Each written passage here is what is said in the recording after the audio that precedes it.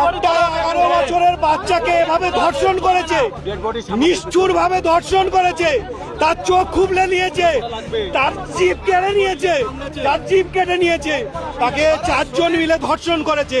আমরা দুজন এভিডেন্সকে ধরে দিয়েছি, তারপরে পুলিশ একজনকে ছেড়ে দিয়েছে। আমরা কালকে রাত 11টা থেকে এ পর্যন্ত কাউকে দেখতে পাইনি। ইভেন্ট আধ ঘন্টা আগে পুলিশ এসছে, পুলিশ এসছে। আমরা বডি ক্যাম্প থেকে পুলিশ নিয়ে গিয়ে বডি শনাক্ত করেছি, সেখান থেকে তুলে নিয়ে এসছি। পুলিশ ঘুম এখনো ভাঙেনি। একটা 12 বছরের বাচ্চাকে রেপ করেছে 4 জন মিলে। আমরা চাইছি অবিলম্বে ওর ফাঁসি। মুখ্যমন্ত্রীর কথা অনুযায়ী ওর এক্ষুনি বাড়ি ঘর ভেঙে দিতে হবে বুলডোজার দিয়ে। আর যাকে ধরেছে, যে 4 জন অভিযুক্ত, তাদের 4 জনকে আমরা ফাঁসি চাই। হয় এনকাউন্টার, হয় ফাঁসি, হয় এনকাউন্টার, হয় ফাঁসি।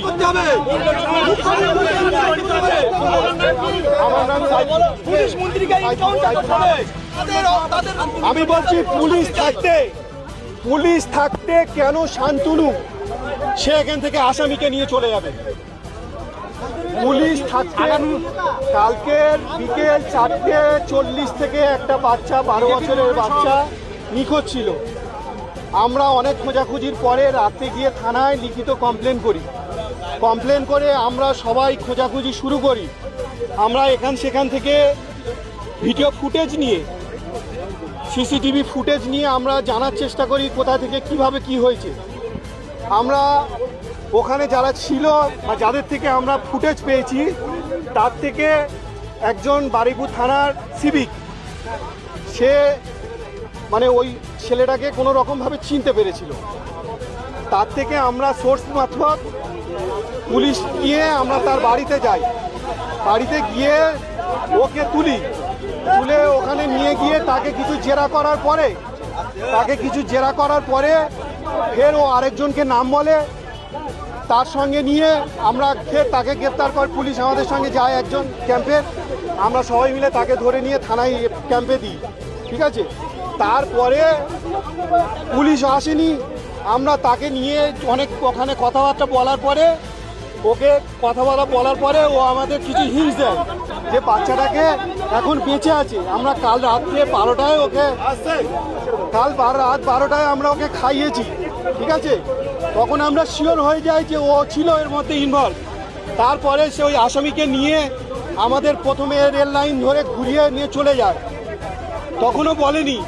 ফের তারপরে ওখানে গিয়ে জিজ্ঞাসাবাদ করে তারপরে ওকে নিয়ে ঘুরে 2-3 কিলোমিটার বাধার মধ্যে নিয়ে গিয়ে সেখানে রেপ করে 4 জন মিলে রেপ করে তাকে একটা বস্তায় প্লাস্টিকে মুড়ে একটা বস্তায় দিয়ে পুকুরে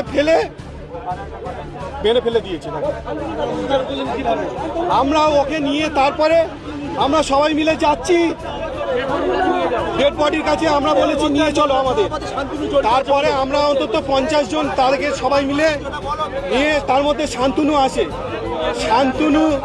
এসে ওই আমাদের যেতে দিচ্ছে না। শান্তনু একদম বিজেপির মন্ডল সভাপতি, আমরা সূচিপুরে। সে কেন আসামিকে এখান থেকে নিয়ে বারুইপুর যাবে? আমাদের প্রশ্ন এটা। প্রশাসন আছে, আমরা সারা রাত এখনো পর্যন্ত গালে অন্ন দিইনি, জল দিইনি, তাহলে আমাদের থেকে ছিনিয়ে নিয়ে কি জন্য চলে যাবে?